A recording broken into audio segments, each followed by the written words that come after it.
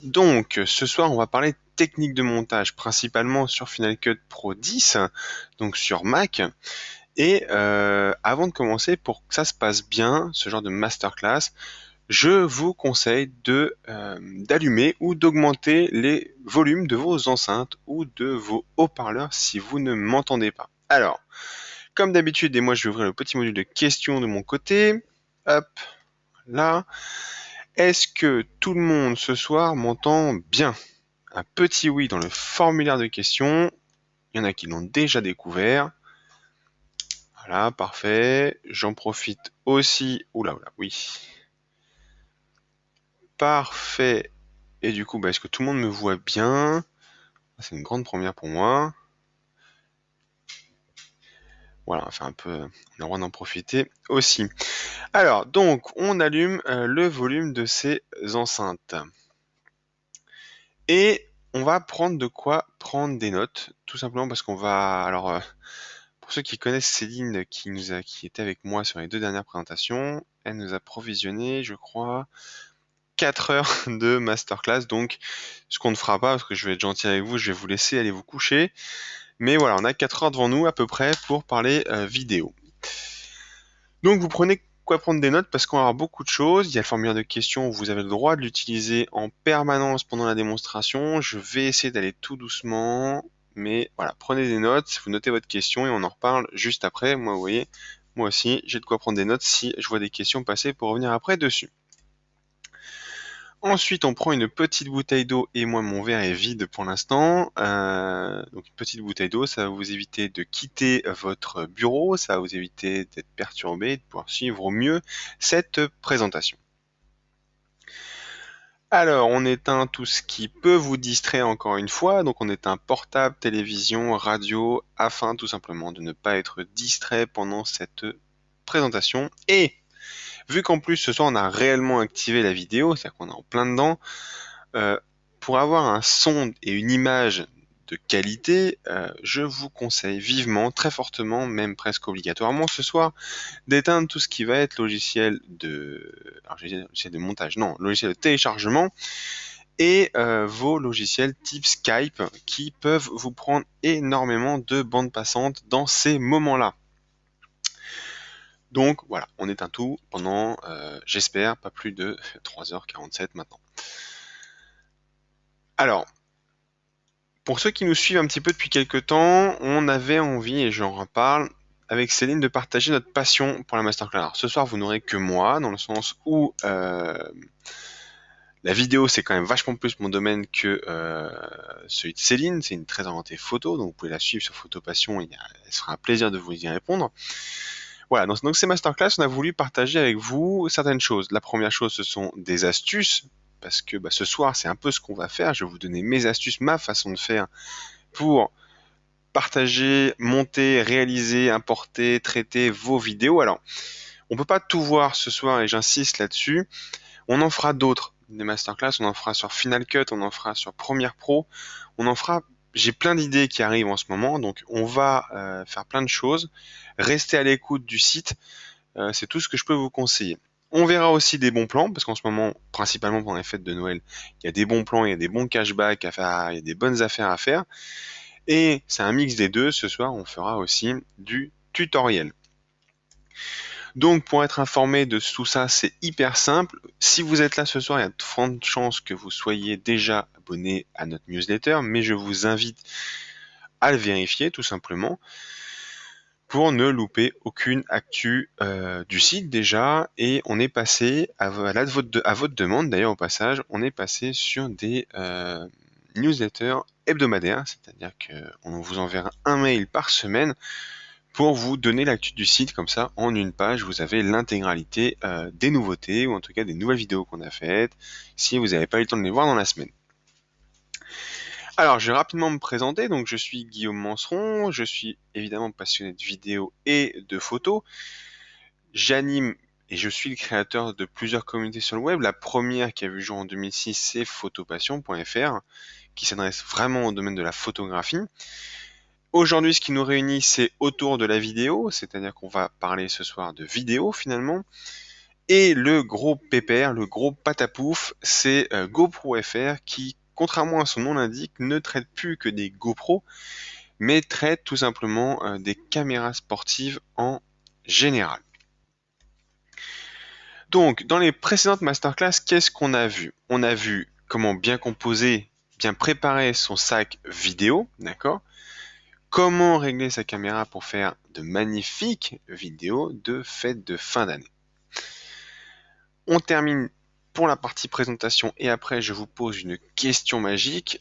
Donc voilà, ça c'est l'e-book que vous pouvez télécharger sur internet, c'est gratuit, c'est pour vous apprendre les bases de la vidéo, comment on maîtrise son matériel vidéo, donc que ça soit smartphone, réflexe, caméra sportive, caméra basique, caméra avancée, on y parle un petit peu de tout. Alors moi ce que je vais faire c'est que je vais arrêter la présentation parce que finalement hop, c'est pas vraiment le sujet ce soir, ça c'était pour la partie papier. On va donc travailler sur Final Cut Pro 10, la nouvelle version, avec mes contraintes qui sont... alors avant, je vais vous poser une petite question, mais ça c'est un petit peu pour savoir à quel public je m'adresse ce soir. Donc, théoriquement, il va y avoir une image qui va s'afficher, qui va vous demander quel est votre matériel vidéo. Alors, je vais lancer le sondage, vous allez avoir 5 choix. Voilà. Et vous choisissez si vous filmez plutôt avec une caméra de sport, plutôt avec un réflexe numérique, plutôt avec un smartphone. Et je vais attendre que tout le monde ait voté, donc ça va très vite. Donc, allez, il en reste quelques-uns. Je vais le laisser au moins, au moins une minute.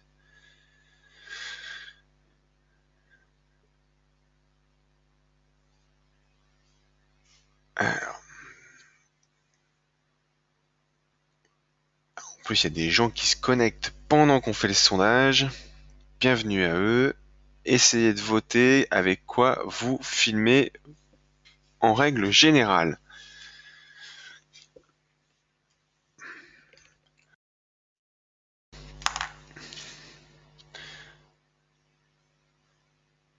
Hop, allez, ça fait une minute. J'ai fermé le sondage, mais en gros, vous êtes 62% plus ou moins filmé avec un réflexe numérique, 5% avec un smartphone, ça m'intéresse, et 19% avec une caméra, j'ai dit classique.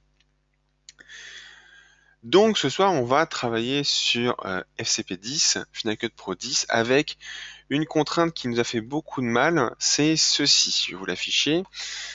On a eu récemment la bonne idée de tous se mettre à jour sur Yosemite, ce qui a été une catastrophe plus ou moins pour tout le monde, étant donné que du jour au lendemain, on s'est passé d'un Final Cut qui se lançait à un Final Cut qui se lançait pas. Je sais pas si c'est arrivé à certains d'entre vous. Alors, les choses sont revenues dans l'ordre, dans le sens où ils ont fait le nécessaire tout simplement pour que ça s'affiche correctement. C'est-à-dire que maintenant, on a réussi à lancer Final Cut Pro 10.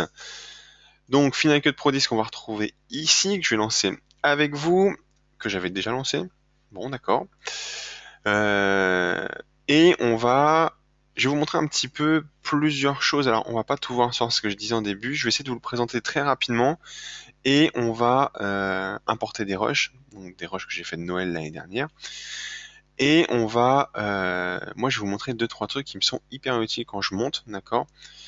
Pour gagner du temps, parce que le montage c'est très long, j'ai pas envie de perdre mon temps, comme vous. J'ai envie que ça aille vite, j'ai envie de pouvoir le faire, c'est-à-dire que j'ai pas envie de passer 3 heures à faire mon montage, j'ai envie de pouvoir rapidement livrer ça, soit dans mes prestations, soit à ma famille. Donc je vais vous montrer un petit peu comment moi je travaille, vous rentrer un petit peu dans mon Final Cut. La petite différence, c'est que j'ai créé une nouvelle bibliothèque. Évidemment, une bibliothèque qui s'appelle Sans titre, c'est juste pas la bonne idée. Donc, sur FCP10, il y a plusieurs façons de travailler. Première chose, c'est qu'on a ce genre d'affichage ici. Alors, si les souris va trop vite, dites-le moi dans le formulaire de questions, parce qu'il y a toujours un peu de latence, et je voudrais pas que... Je vais réafficher vos questions. Hop là, voilà. Alors, et je vais quand même regarder à quoi ressemble ma caméra, histoire de pas trop faire l'idiot quand même. Voilà. Donc, FCPD, ça fait parler beaucoup de lui quand il s'est lancé. Aujourd'hui, il n'y a plus de sujet. Entre Final Cut Pro 7 et Final Cut Pro 10, l'évolution a été colossale. Le moteur a été entièrement revu, codé sur plusieurs bits. Donc on se retrouve avec un logiciel qui est hyper simple, qui est dédié en fait à deux publics. Enfin, je le considère comme ça. C'est le iMovie++, je suis désolé de vous le dire, hein. Et c'est aussi le Final Cut Pro Pro. D'accord, dans le sens où un débutant va pouvoir très bien l'utiliser et un expert va pouvoir aussi très bien l'utiliser. On ne fera juste pas la même utilisation. Donc il se découpe en plusieurs parties. Moi je compte 4 parties. La partie qui va être en haut à gauche qui va réunir l'importation des médias. Toute la partie gestion de la bibliothèque, ça se trouve à gauche. Le moniteur de contrôle où on n'en trouve qu'un seul, d'accord, c'est-à-dire que vous n'avez pas deux écrans, vous n'en avez qu'un seul, qui fera aussi bien la sélection des rushs que le montage final. On a une autre partie en bas à droite qui peut être affichée soit avec les effets, soit ma bibliothèque iTunes, soit ma bibliothèque de transition, soit des montages texte. Ça va être en bas à droite. Dedans, on va retrouver tous les effets spéciaux qu'on peut en rajouter qui sont hyper simples. Si on rajoute un plugin, c'est souvent là qu'on va le retrouver. Et c'est là-dedans qu'on ira tout à l'heure pour commencer à créer un vrai montage. Ensuite, on a notre classique timeline, d'accord? Donc là, on peut voir normalement si je l'affiche. Alors, je sais que ça, c'est hyper pas fluide, c'est notre plus gros défaut quand on fait du webinaire, c'est ça. Donc, on a notre timeline ici qui peut être zoomé, hop, en bas à droite, ou alors qui peut tout simplement être dézoomé et être rendu toute petite. Et donc voilà, on retrouve bien nos 4 parties, une avec l'implantation de médias, 2 avec l'écran de contrôle, 3 avec toute la partie gestion des effets, et 4 avec la timeline. Et on a une petite ici, que certains appellent la 5e. Moi je l'appelle la barre d'outils, je suis pas hyper compliqué. On va retrouver toute notre fonctionnalité d'outils, c'est-à-dire qu'on va pouvoir importer nos médias sur ce bouton-là, première à gauche, définir des images clés. La partie peut-être la plus importante de FCPD se trouve ici, c'est-à-dire que c'est là qu'on va retrouver tous les outils de base. D'accord ? Je ne sais pas depuis combien de temps vous montez vos vidéos, mais en général, 80% des choses se font dans ce petit carré que l'on peut faire évoluer, que l'on peut changer. Mais en tout cas, les outils de base sont là, la sélection, les lagages, la position, toute la partie cut se trouve ici. Et après, on va avoir d'autres boutons ici qui vont permettre de régler soit la balance des blancs ou afficher les réglages colorimétriques, ou alors gérer des effets de ralenti, d'accéléré qui se trouvent dans ce menu-là. Et vous allez voir que c'est hyper simple de ralentir une image sur Final Cut Pro 10 ou de l'accélérer. Et après, on va retrouver toute la bibliothèque de médias. Hop, les photos, la musique, les animations texte, les génériques, d'accord, et tout ce qui va être effet un petit peu malheureusement périmé, d'effets. Alors, on peut retrouver l'album photo, on peut retrouver la bande dessinée. C'est évidemment des effets que je vous recommande de ne pas utiliser parce que c'est du vu, revu, déjà revu et c'est juste pas joli finalement au montage. Il y a une possibilité de faire beaucoup mieux avec simplement un peu de montage au lieu d'utiliser ce genre de truc-là. Alors, je vais retrouver ma souris, elle est par là. Donc j'ai créé, ah oui, alors autre avantage de tout ça, hein, c'est qu'en fait ces 4 zones, si j'y arrive, sont entièrement personnalisables en termes de taille. Si je veux une grosse timeline, je vais chercher la timeline et je l'agrandis au maximum. Si à l'inverse, je veux un tout petit peu d'effet, on va se remettre, hop, tiens, on va se mettre sur les transitions, ça c'est un truc qui parle à tout le monde. Je peux l'agrandir, si je veux voir toute la bibliothèque de transition, j'agrandis énormément cette zone-là et je peux sélectionner mes transitions facilement. Soit je la réduis complètement parce qu'elle n'est pas intéressante pour cette partie du montage, ou je peux tout simplement l'enlever en décochant cette case ici qui me prend un petit peu d'espace dans ma timeline. Pareil, on peut agrandir énormément le contrôleur, au détriment évidemment, si maintenant on veut afficher des effets, là vous voyez bien qu'en bas à droite, hop, ici dans cette partie-là de l'écran, ça devient extrêmement petit, c'est presque pas exploitable. Et si maintenant, et c'est ce qu'on va se mettre, on va se mettre dans ce mode-là tout à l'heure, et c'est pour ça que je termine par ça, on va importer des médias, donc on a besoin de voir tout ce qui va se passer. Alors, il y a les puristes du raccourci clavier, il y a les puristes du tout faire à la main. Il n'y a pas de secret dans le montage, plus vous allez utiliser les raccourcis clavier, plus vous allez aller vite. D'accord? Donc on va essayer, s'efforcer d'utiliser les raccourcis clavier. Il y aura bientôt une masterclass, une vidéo pardon, dédiée entièrement à ça. Elle est enregistrée, elle est sur YouTube. Il faut juste que j'écrive l'article pour vous la présenter. Donc la vidéo est prête, elle arrive sûrement avant les fêtes de Noël. Donc voilà. On va maintenant, donc pour importer deux solutions, soit j'appuie sur le raccourci clavier commande I en étant sur Final Cut, voilà. Et donc là, on se retrouve directement dans mon disque dur de backup. D'ailleurs, il porte bien son nom, backup de Tera. Il est là. Donc ça, c'était le raccourci clavier, donc pomme I pour les classiques, ou plus simplement fichier, importer, données. Et vous avez vu que, on va le refaire, fichier, importer, données, on retrouve le petit raccourci. Alors, je ne peux pas tourner autour de lui, mais là, si je mets au bout de ma souris, vous avez le raccourci clavier qui est annoncé. Évidemment, tous les raccourcis clavier sont éditables et sont rappelables dans l'interface. Donc là, nous, on va importer quelques médias. On va pas tout importer parce que je veux vraiment vous montrer complètement comment je travaille et qu'est-ce que je demande à mon ordinateur ou à mon Mac quand j'importe. On va pas le laisser aller jusqu'au bout parce que ça prendra énormément de temps. Maintenant, je vais vous montrer comment on fait. Donc là, on va voir. Alors, le gros avantage, c'est qu'on peut voir, c'est-à-dire avant d'importer, typiquement, déjà, je peux trier par soit contenu, soit la taille. Si je vois qu'il y a des fichiers qui sont extrêmement petits, est-ce que j'en ai un par exemple ici là. Celui-là, voilà, il y a peu de chances que celui-là je l'exploite finalement. Par contre, celui-là, je sais qu'il me plaît bien, parce que cette vidéo-là, je l'ai déjà montée, évidemment. Je sais que ce plan-là, je l'aime bien, et puis ça plaît bien. D'accord? C'est joli comme image. Donc, je vais la sélectionner. Puis, je vais en chercher peut-être une deuxième. Alors, peut-être nos amis les Parisiens reconnaissent, c'est évidemment les galeries des grands boulevards.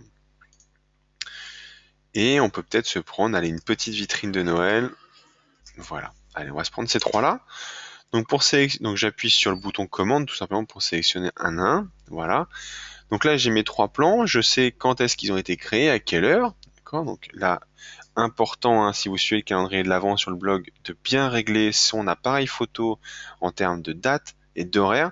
C'est pour ce genre de choses-là que c'est hyper important de le faire dans vos vidéos. Il y a toujours un horodatage qui est mis, donc vous pouvez savoir à quel moment vous êtes allé sortir dehors, comment vous avez filmé, et surtout dans quel sens vous devez importer les choses. Là, vous voyez que je filmais avec un appareil photo, d'accord, donc apparemment comme 80% des personnes ce soir, et à partir d'une GoPro qui était un peu la caméra que j'osais approcher des grillages, du public sans trop me poser de questions.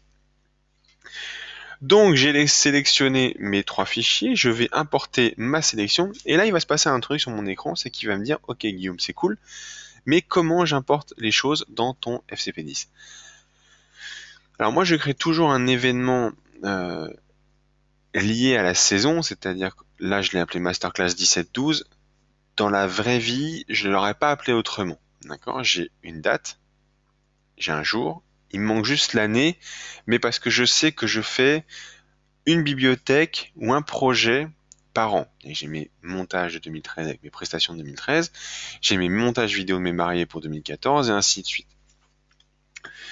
Donc là, qu'est-ce que je fais? Je vais conserver les fichiers à leur place parce qu'on est sur mon disque dur de travail, donc je n'ai aucun intérêt de ramener ça sur ma machine.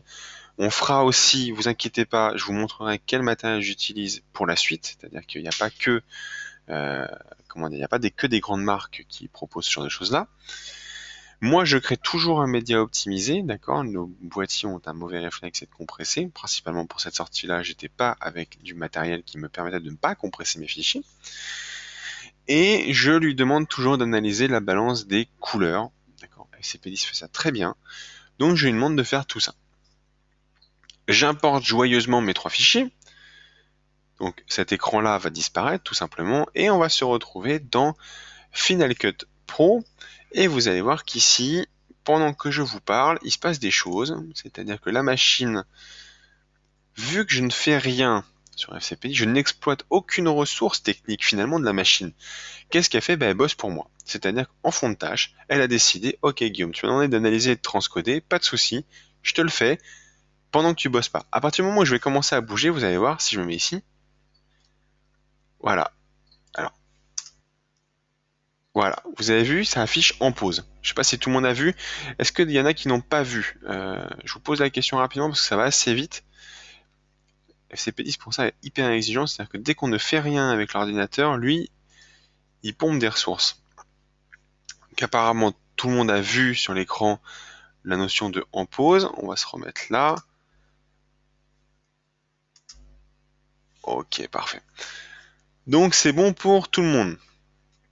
Donc on va le laisser faire parce que bah, finalement, c'est toujours mieux de bosser avec un média optimisé. Donc on va le laisser finir, ça va très vite et c'est pour ça que je voulais prendre que peu de fichiers ce soir. Hop là.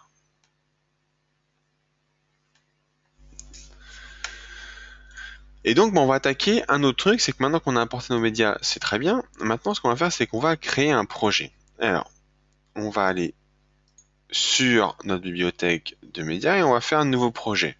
Encore une fois, deux façons de le faire, soit commande N, donc commande N sur mon clavier. Là, ça va me permettre de créer un projet, nouveau projet.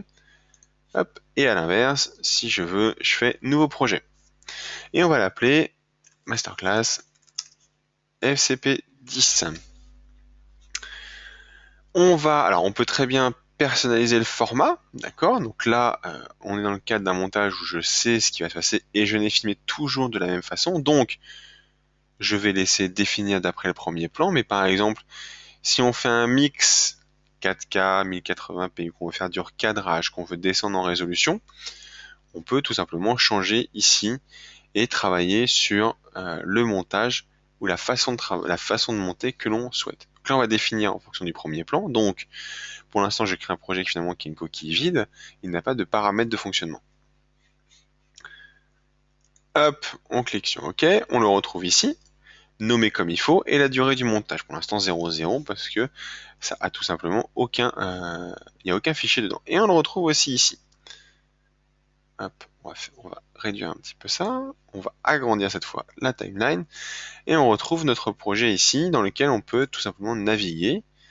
Voilà, on a tous nos projets qui sont créés ici, donc on peut naviguer dedans. Là, on va rester sur Final Cut Pro 10, montage FCPX. Alors, maintenant, on va attaquer la sélection de mes plans, de mes rushs. On va travailler un petit peu les rushs et voir ce qui se passe. Alors, théoriquement, maintenant, ici, nous sommes donc à 100%, donc il a fini de transcoder.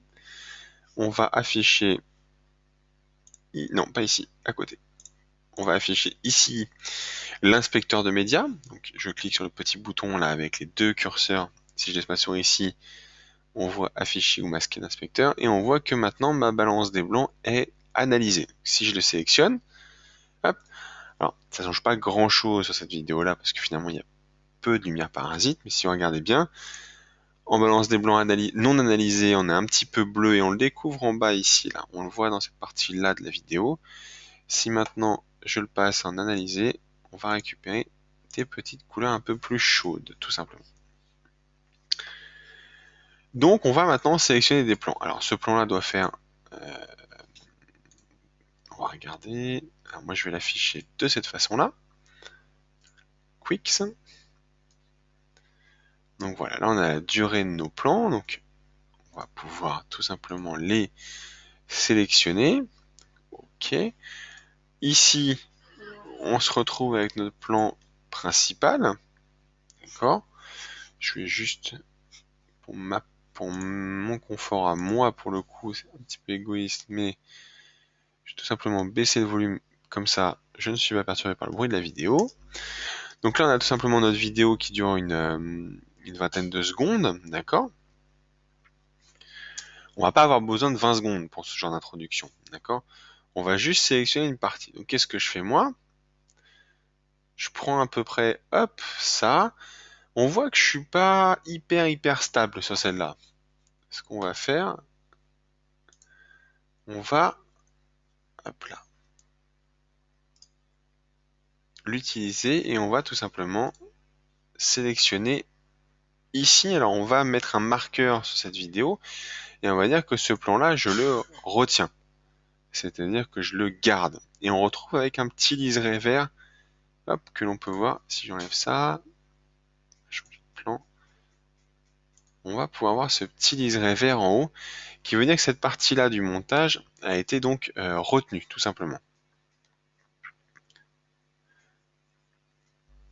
Hop là, donc on voit bien là ce petit liseré vert. On passe au suivant. Donc là on a le joyeuse fête, donc encore une fois je vais couper le son de celui-là. Voilà. Et on va mettre en place la balance des blancs. Pareil, on passe un peu sur notre montage, on regarde ce qui est stable. Hop. Là, ça me paraît pas mal. Hop. On prend notre partie. Peut-être pas prendre 7 secondes quand même. Voilà. Et on met un petit marqueur vert. On continue. Donc là, on a notre peluche. Hop là. On va juste, encore une fois, couper le son. Voilà. Et donc là, on va choisir un petit peu nos doudous, voir ce qu'on garde. Donc, je pense qu'après, je dois lâcher la caméra. Voilà.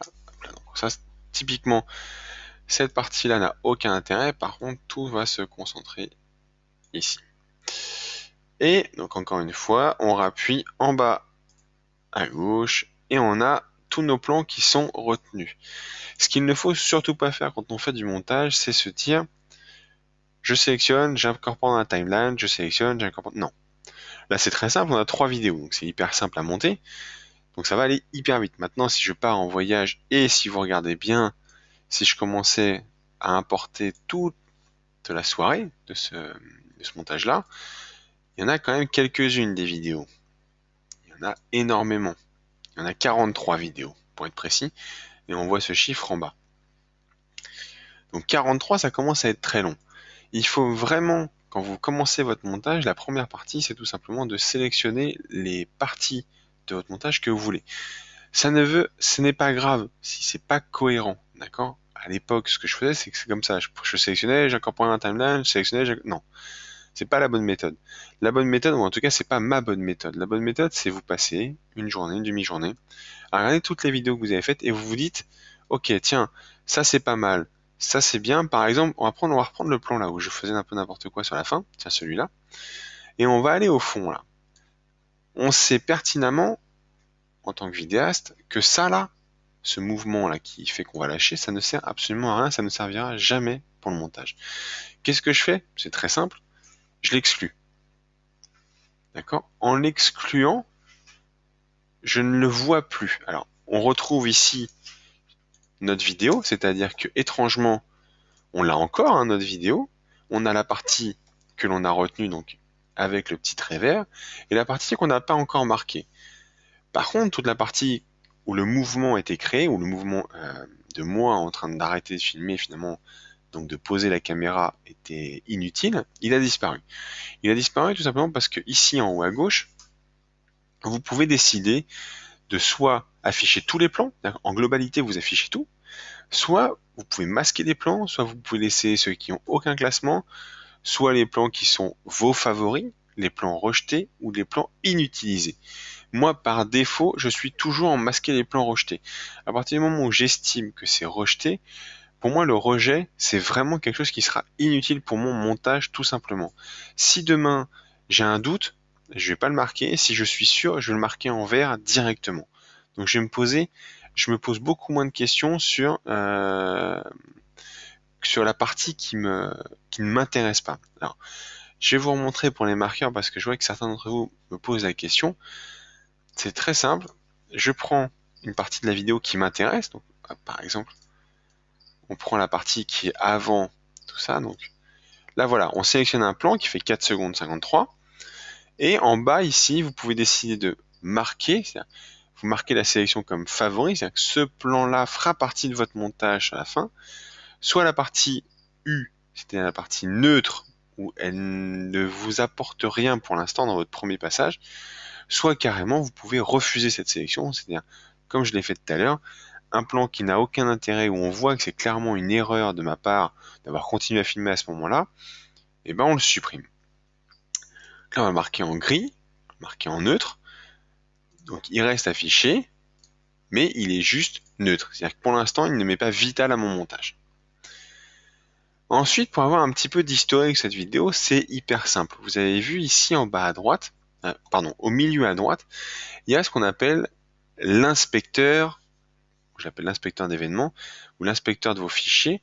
C'est tout simplement la source de ce que contient votre fichier. Donc on clique dessus, et ma souris elle est là, on clique dessus, et on va pouvoir voir les infos globales, c'est-à-dire le nom du fichier, comment j'ai réalisé, comment j'ai filmé, avec quelle résolution j'ai filmé ça, le nombre d'images par seconde que j'ai utilisé, d'accord?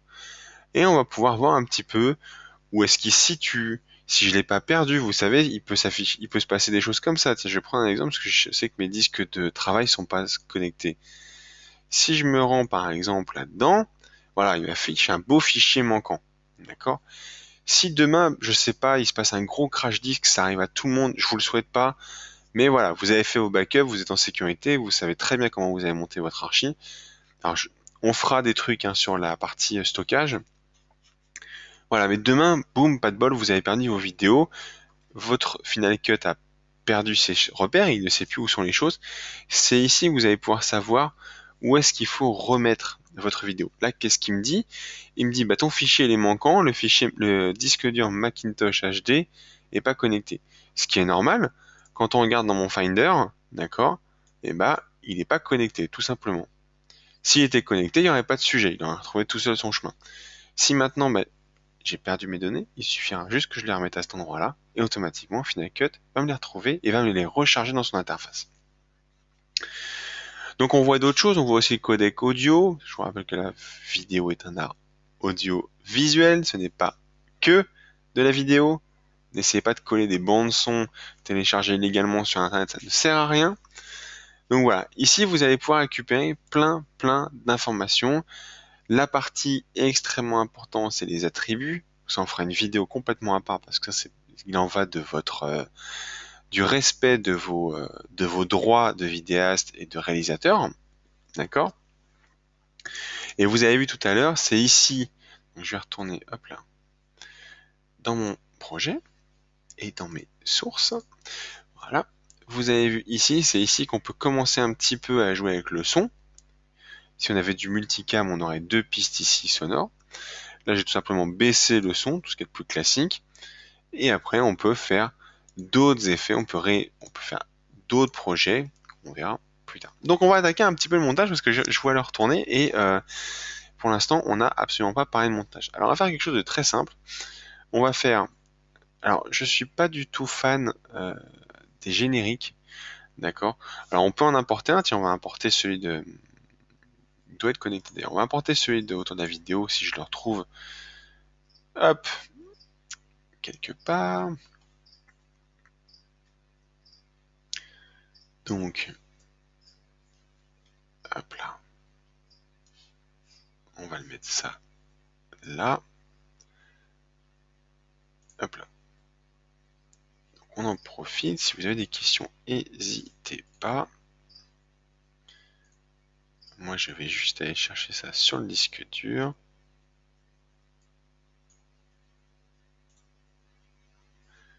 Donc voilà. Hop. On retrouve là, donc je suis toujours sur mon disque dur backup, mais je suis juste passé à la racine, tout simplement. Donc on retrouve ici mon générique à moi, donc celui d'autant de la vidéo. Des heures de conception sur After Effects. Non, je rigole, à faire cet effet-là, ça prend vraiment pas de temps parce que je suis pas un grand monteur, je suis pas un grand truqueur, moi je suis. Hop. Donc, on se retrouve avec notre générique. Alors, on va le mettre au début parce qu'il paraît qu'un générique c'est au début. On va le mettre ici. Moi, je affiche juste vos questions parce que j'ai dû les fermer.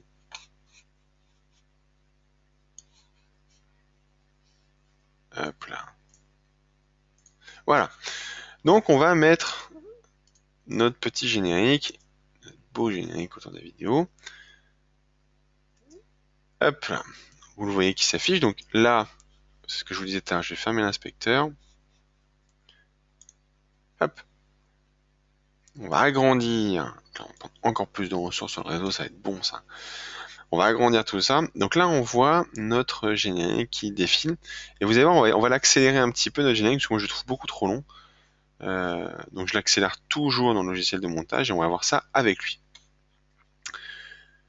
Donc, on a ça. On a nos plans. Donc, je sais ce que j'ai sélectionné. Cette fois, j'attaque le montage. Donc là, je vais rentrer dans le dur du sujet. Je vais marquer que les plans que je veux absolument garder dans mes favoris. Donc là, on se retrouve tout simplement avec notre sélection. Vous avez vu, tout à l'heure, on avait des plans qui faisaient qui faisaient 20, 25 secondes, 32 secondes. Là, on se retrouve avec nos petits plans qu'on a sélectionnés. Donc, 1 seconde pour nos petits nounours, 6 secondes pour la partie joyeuse fête, et 7 secondes pour notre intro lumineuse. Donc, on prend, tout simplement, et on glisse dans la timeline. Alors, là, c'est vraiment au goût de chacun. On va porter ça comme ça. Voilà. Donc, on se retrouve maintenant. Alors, vous voyez, il y a un petit liseré orange qui se passe ici. Il est juste en train de vous dire que le pré-rendu est pas fait. Donc si j'arrête de bouger la souris, comme tout à l'heure, on va voir que le petit carré ici, là, enfin le petit pourcentage augmente petit à petit, et que cette barre finalement orange disparaît petit à petit. C'est juste que plus je laisse mon PC inactif, plus mon pré-rendu va être fait. Donc moins je vais avoir de soucis au montage, moins de lagage, d'accord? Là, bon, on est sur un tout petit montage, donc on peut se permettre d'attendre. Maintenant, si on faisait un plus gros montage, on n'aurait pas la patience d'attendre. Donc, on a nos plans, et alors, euh, pour ma part, je suis très anti-transition. Je ne sais pas si vous avez vu des reportages animaliers, mais vous n'avez pas de fondu enchaîné, vous n'avez pas ce genre de choses-là. Vous en avez pas besoin, j'ai envie de vous dire.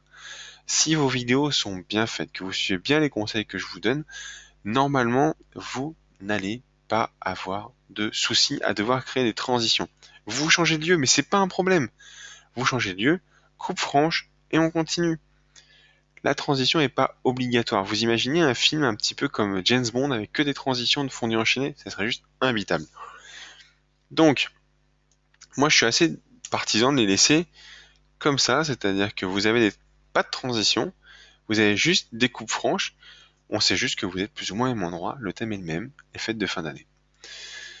Maintenant qu'on a importé ces 3 petites vidéos dans le montage en production, donc dans la timeline finalement, on peut faire de nouvelles choses dans l'inspecteur. Vous vous souvenez tout à l'heure, on avait juste balance des blancs analysé. Ça, c'est juste pour vous dire, ok, on peut bosser un peu sur le fichier. Maintenant qu'on les a importés dans le projet, Final Cut les considère comme hyper importants, pour nous et pour lui. Donc, il nous débloque, un petit peu un logiciel à tiroir, il nous débloque des choses. Il nous débloque le fait de pouvoir corriger la colorimétrie. On va pas corriger la colorimétrie dans la partie du montage qui ne nous intéresse pas. Là, ça nous intéresse, donc il nous a débloqué ça. Donc on avait mis en analysé, on peut tout simplement, très simplement, modifier cette partie-là.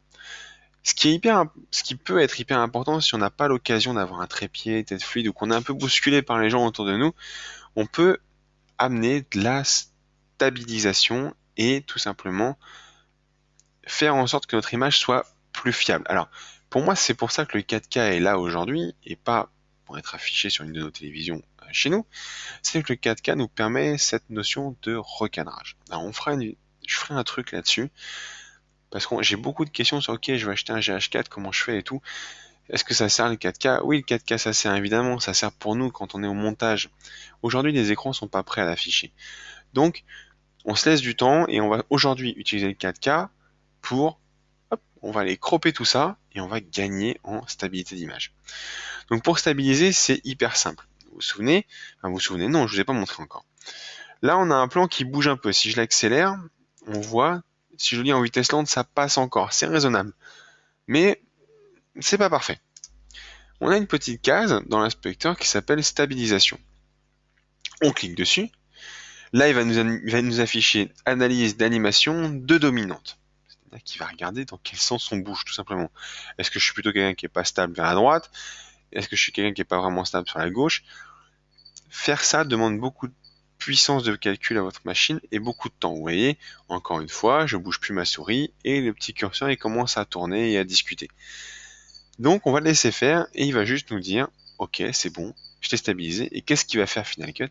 Il va venir découper dans ce format-là, dans cette vidéo-là, tout simplement un peu plus pour gagner, pour avoir moins l'impression que ça bouge. D'accord? Donc on va le laisser faire et on va continuer. Enfin, on va pas le laisser, on va avancer un petit peu quand même. Et on va continuer un petit peu notre montage. Donc on a ça. Après, on a notre joyeuse fête. Donc on peut de la même façon gérer indifféremment fichier par fichier, section par section. Là, on va augmenter la stabilisation. Donc pareil, vous avez vu, hop, il a rajouté un petit peu de orange à notre montage et on va continuer. Non, celle-là était stable, donc on peut la laisser. Par contre, celle-là, je suis pas un grand fan de la couleur.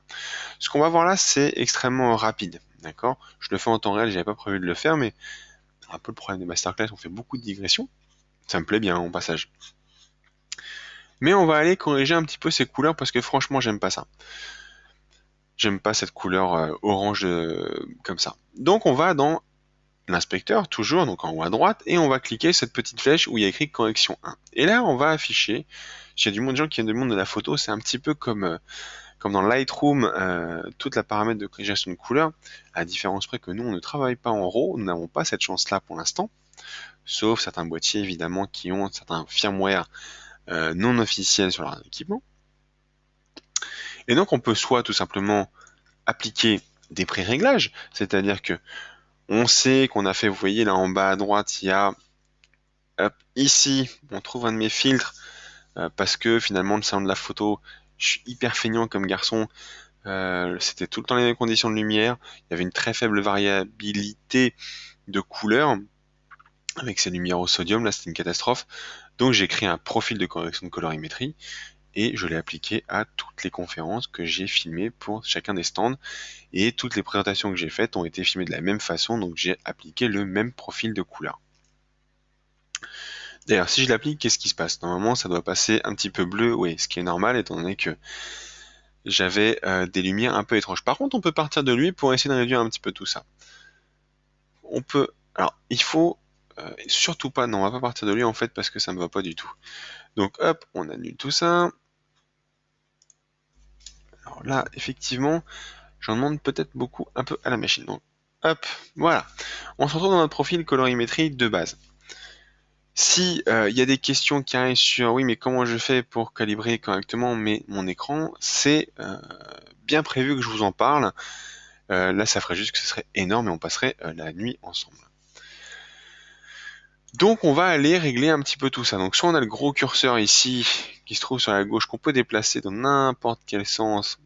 Hop, je peux faire des tours, des ronds autour de tout ça, qui joue sur l'intégralité des paramètres des trois teintes. Clair, moyen, foncé. Nos nounours ne sont pas verts, on va annuler ce que je viens de faire et on repart sur quelque chose de base. Et on va aller chercher quelque chose, voilà. Quelque chose qui me plaît un peu plus, moi. Voilà. Quelque chose qui me plaît un peu plus, c'est qu'on perd un peu cette couleur orange et moi ça me va beaucoup mieux. Après on peut jouer aussi sur l'exposition, d'accord? Soit je suis un accro du curseur global, et là, bon bah vous voyez tout le monde que l'écran est blanc, donc j'ai complètement exposé mes réglages, soit à l'inverse, je suis complètement dans les sombres. Là en termes d'expo, je me trouvais pas trop mal, donc j'ai pas vraiment envie d'y toucher. Voilà. Et donc on a fait notre correction colorimétrique très rapide, il n'y a pas besoin de faire beaucoup de choses, on pourrait faire beaucoup plus précis, beaucoup plus long. Moi je trouve que c'est pas mal comme ça. On revient en arrière et on peut décider d'afficher ou non ces profils colorimétriques. Donc ça, je sais pas si ça va le voir, hop, ça c'était sans la correction, et ça c'était avec la correction. Ça change pas fondamentalement, il y a certaines textures qui ressortent, qui sont, que moi je préfère, on retrouve un petit peu la texture sur la boîte qui est derrière. Donc ça, c'était pour la partie montage. Donc, vous l'avez compris, je suis pas trop transition, je vais quand même vous montrer pour faire comment ça marche. Donc on se rend dans les inspecteurs des événements, tout simplement, et on va choisir, bah moi, si je dois en choisir une, c'est évidemment le fondu en chaîne. Donc, on le glisse et on le colle entre deux sections. Alors, ça non, par contre ça oui. Hop, donc là on va la retrouver, notre transition. Voilà, donc là on est en plein milieu de transition. Si je clique dessus, je peux évidemment l'éditer. On est les maîtres du monde sur ce logiciel-là. Donc, on en fait ce qu'on veut. Soit on change de type de fondu, la forme ou le sens du fondu. Soit on peut changer le degré d'atténuation et rajouter des petites images clés pour une certaine rapidité. Aujourd'hui, c'est pas trop le sujet. Mais voilà, on peut aussi bien éditer cette transition. Donc, par contre, ce qu'on va faire, hop, c'est que moi, j'aime bien finir au noir. Donc, pour finir au noir, c'est très simple. Je me rends sur ma petite vidéo, je fais clic droit, je fais afficher l'animation vidéo, et il y a un petit truc qui s'ouvre au-dessus de nous, qui va nous permettre de faire plein de choses. Et nous, hop, ce qu'on va faire, c'est ouvrir Compositing opacité, donc l'opacité de notre vidéo, et on va aller tirer ce petit truc, et normalement, si je suis pas trop mauvais en montage, on arrive sur tout simplement sur ce que j'appelle un fondu au noir. Alors normalement il y a la possibilité de le créer à la main, mais finalement il fait que ça. Il fait pas plus que ça. On se retrouve avec un fondu au noir. Par exemple, si vous voulez créer une animation très rapide, vous savez, que fait iMovie très rapide, ce n'est que ça. Ce n'est que des successions de fondus au noir avec pan 3 secondes de vidéo, fondu au noir, pan 3 secondes de vidéo, et ainsi de suite. Moi, j'aime bien finir comme ça. Et le dernier petit truc que je vais vous montrer, parce que ça j'y tiens, vous êtes nombreux à le faire, et parce que nos boîtiers filment de plus en plus rapidement, c'est accélération et ralenti. Je m'adresse un petit peu sur ma chaise, excusez-moi. Là, mon générique est vraiment trop long. D'accord, un générique ne doit pas dépasser 5 secondes, hein, faut pas non plus pas exagérer. Là, c'était parce que j'avais besoin de plus pour un projet. Donc, qu'est-ce qu'on fait? On se rend, donc on sélectionne notre plan. Donc là, on va sélectionner le générique, tout simplement. Et on va se rendre ici, sur cette petite flèche retour arrière, et on va aller dans rapide, on va accélérer les trucs, et on va lui dire, alors en fait on s'en moque un peu de ce qu'on lui dit, parce que ce qui nous intéresse c'est qu'il, voilà, 2 fois ou 3 fois, ok, ça va 2 fois plus vite, c'est très bien, c'est pas ça qui m'intéresse. Moi ce qui m'intéresse c'est de pouvoir avoir accès à soit la balise, donc si je clique sur la petite flèche, si j'arrive personnaliser, je vais pouvoir complètement éditer mon accéléré, donc quelle vitesse je veux au final, de combien de pourcents, dans quel sens, je vais pouvoir le faire extrêmement précisément. Maintenant, je vous l'ai dit, je suis un peu feignant comme garçon, il y a un truc ici, quand on clique dessus et qu'on réduit notre montage, donc là vous voyez je suis passé de 200% à 483%, c'est peut-être un peu rapide quand même. Voilà. On se retrouve avec un montage, avec un générique maintenant qui dure 5 secondes. Et honnêtement, je pense que quand on fait une vidéo, on n'a pas besoin d'un générique qui est plus long que ça. On a besoin de 4-5 secondes. Je vous montre exactement l'inverse quand on veut ralentir. Donc si vous faites cette fois des vidéos en haute vitesse, donc 60, 120, 240 images par seconde, pour ralentir, c'est exactement pareil. Là, on va tout simplement, cette fois, le ralentir. Et pour le ralentir, eh ben, on tient cette poignée. Alors, là, je vous ai montré la technique avec tous les clics-clics. Je regarde s'il n'y a pas de questions quand même au passage. Hop, parfait. Les questions sont techniques, donc ça sera après. Si je veux accélérer, je ramène vers l'intérieur, et hop, vous avez vu, on a changé de couleur automatiquement. Là, il a détecté que j'étais en mode accéléré, c'est-à-dire qu'en fait, quand je passe en dessous de, vous vous souvenez, on faisait 18 secondes de générique, là, c'est sa vitesse classique. Là, donc, je vais vers la droite, je le ralentis, je l'allonge, et à l'inverse, si je le réduis, pouf, je passe dans bleu, ça veut dire que je l'accélère. Donc voilà pour rapidement la présentation d'FCPDX. Donc qu'est-ce qu'on a vu? On a vu les 4 écrans de contrôle de Final Cut Pro. On a vu là où se situait la chose la plus importante qui est l'inspecteur. C'est là-dedans qu'on va toujours travailler. On a vu tout ce qui va être gestion de la partie du panneau transition et on a vu le module d'importation, comment on importe nos vidéos dans FCP10. Prochaine fois, avant d'attaquer le module de questions, prochaine fois, on va voir en vidéo cette fois les raccourcis clavier, donc comment on personnalise son clavier, parce que on a chacun notre façon de travailler, comment on personnalise son clavier sur FCP10, et on verra plein d'autres choses dans les prochaines masterclass. Donc, ce que je vous propose, c'est que moi, parce que j'ai pas pu boire, je vais me prendre un petit verre d'eau rapidement, j'attends vos questions, n'hésitez pas, posez-en, on a du temps. On a du temps, on se prend pas la tête, on a du temps. Et je vous reprends tout de suite pour vos questions et je vais profiter de cette pause, hop là, de cette pause pour vous poser une petite question. En fait, c'est simplement que je m'intéresse vachement à ce qui vous plaît finalement. Et moi, j'aimerais bien que vous me disiez de quoi vous auriez aimé qu'on parle dans une prochaine masterclass. Donc, dedans, je vous propose plusieurs choix. Je vais le lancer comme ça, hop. Tout le monde voit le sondage. Alors, est-ce que moi je le vois? En tout cas, ouais. Du coup, je vous demande si vous voulez qu'on parle plutôt technique de prise de vue, plutôt technique de contrôle des acteurs, tout simplement des techniques de montage, donc un petit peu ce qu'on a fait ce soir. L'export des vidéos pour YouTube, est-ce que ça en intéresse d'entre vous? Ou est-ce qu'on pousse un petit peu plus loin la notion d'import des rushs dans le logiciel? Donc, je vais boire mon petit coup, je vous laisse le sondage et je vous retrouve dans 1 minute, 2 minutes. À tout de suite.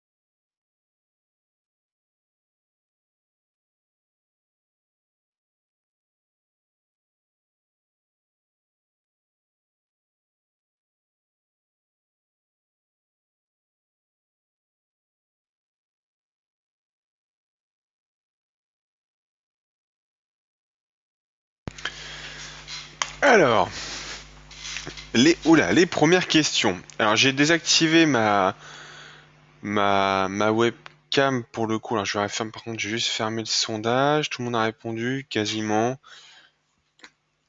La personne au fond de la classe là, qui n'a pas répondu, si elle peut cliquer sur répondre, ça m'aiderait grandement.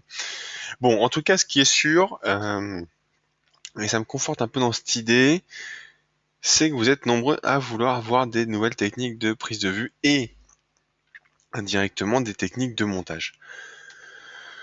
Alors, on va fermer tout ça. Moi, je laisse, je peux laisser mon écran, oui, je peux, il n'y a pas de souci. Tiens, je vais laisser les bouquets. Hop. Clouc.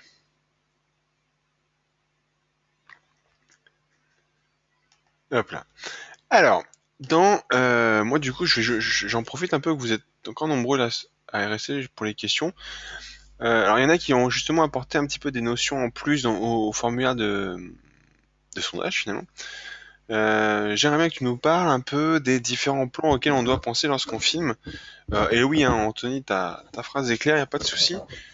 Enfin, je pense que ça sous-entend que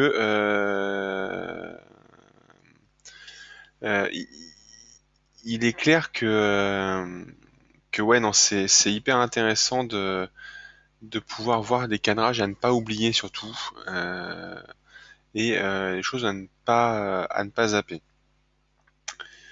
Alors, peut-on ralentir plus que le nombre d'images par seconde?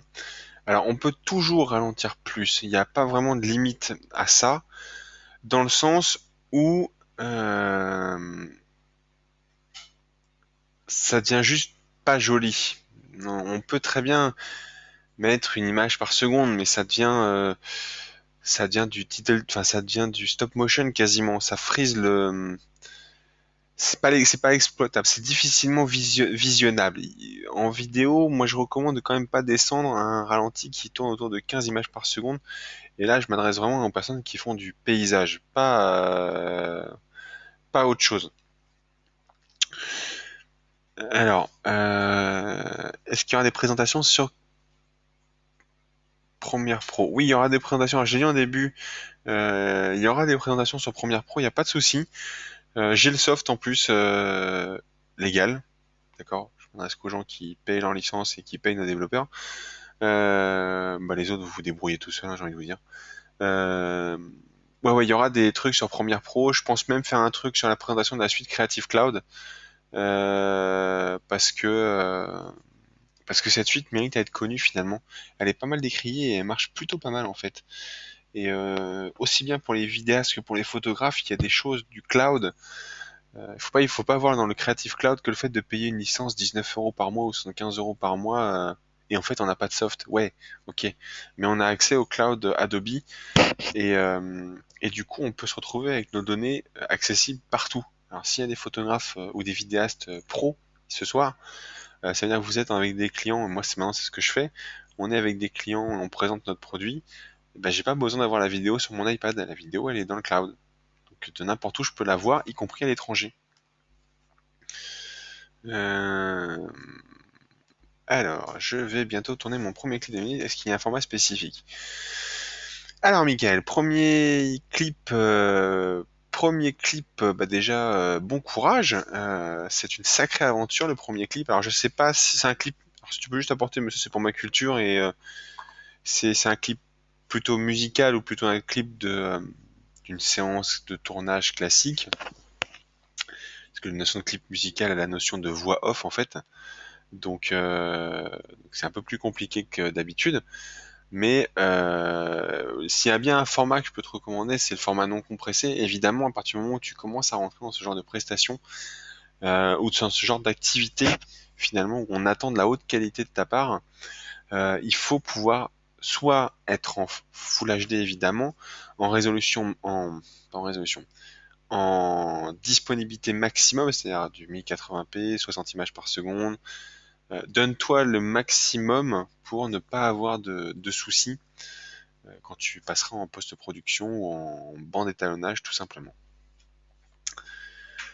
Alors,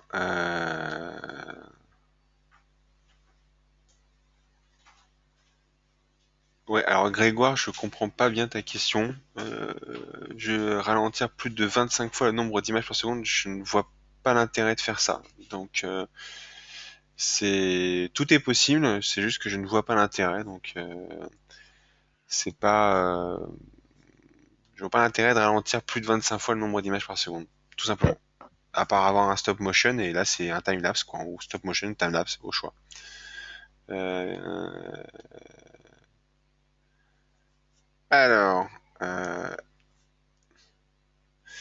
doit-on faire un réglage de la balance des blancs, couleur évidemment, par scène ou par séquence? Alors Christian, alors ça c'est une très bonne question. De toute façon, à un moment ou à un autre, il faudra l'uniformité. Et c'est pour ça que plus on va... alors je vais essayer de prendre un exemple à moi. Quand je fais... Alors tiens, on va prendre ça. Quand je fais un mariage, donc quand je suis avec mes petits mariés, on va faire plein d'événements.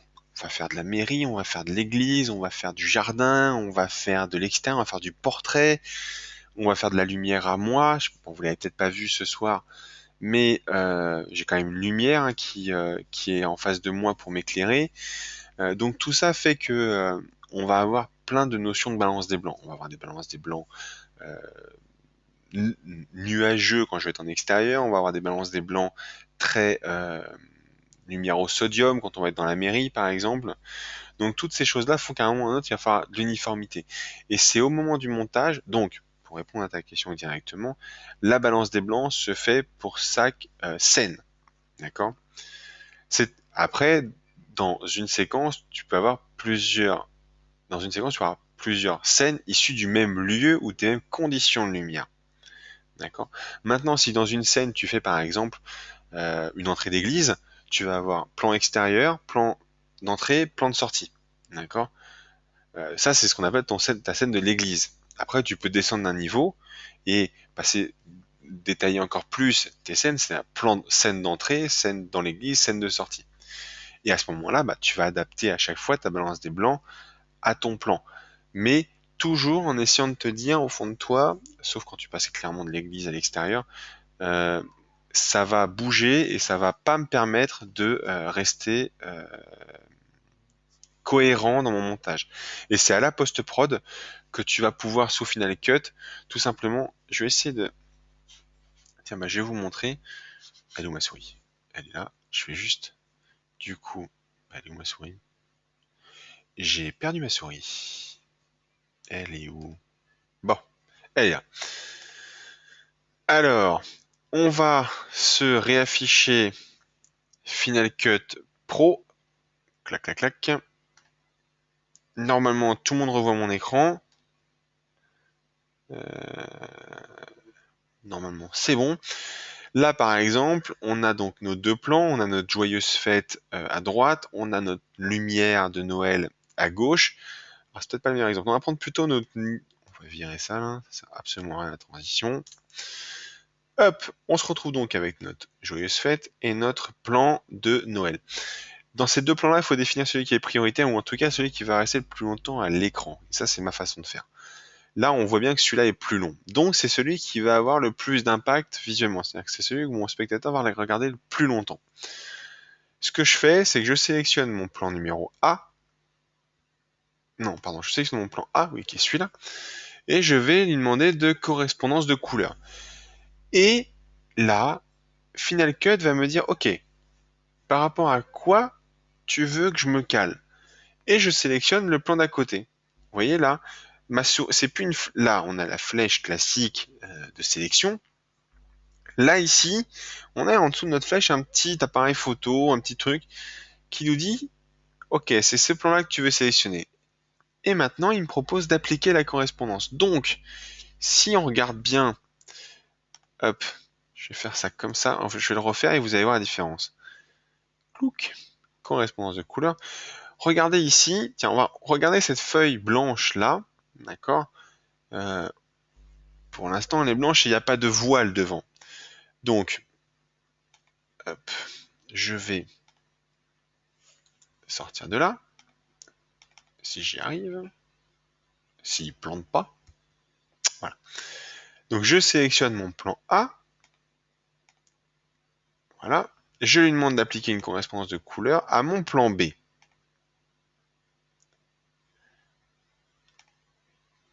Hop. Et là, automatiquement, on se retrouve, voilà, on se retrouve ici avec la même photo, mais maintenant nos deux plans, et on le voit ici, sont, alors maintenant ça y est parce que le rendu est terminé, les deux plans sont harmonieusement raccordés, c'est-à-dire qu'au niveau purement colorimétrique, purement balance des blancs, ils sont cohérents. Ça veut dire que si maintenant je modifie celui-là, automatiquement ça va se répercuter sur l'autre. Donc quand tu fais une réalisation,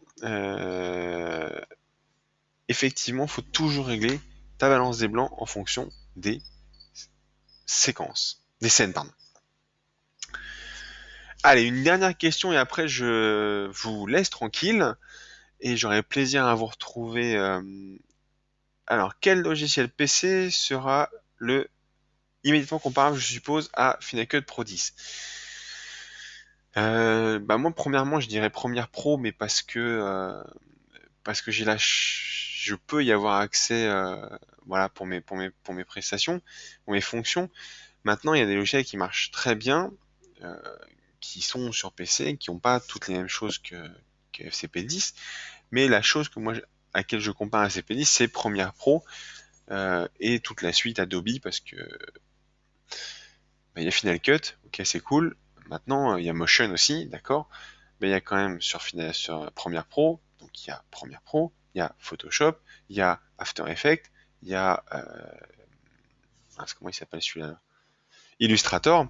Donc il y a toute une suite, et le gros avantage de cette suite, c'est que quand vous pouvez vous passer d'un fichier de l'un à l'autre sans trop vous prendre la tête, parce que les trois fichiers communiquent facilement, enfin les trois logiciels communiquent extrêmement bien ensemble.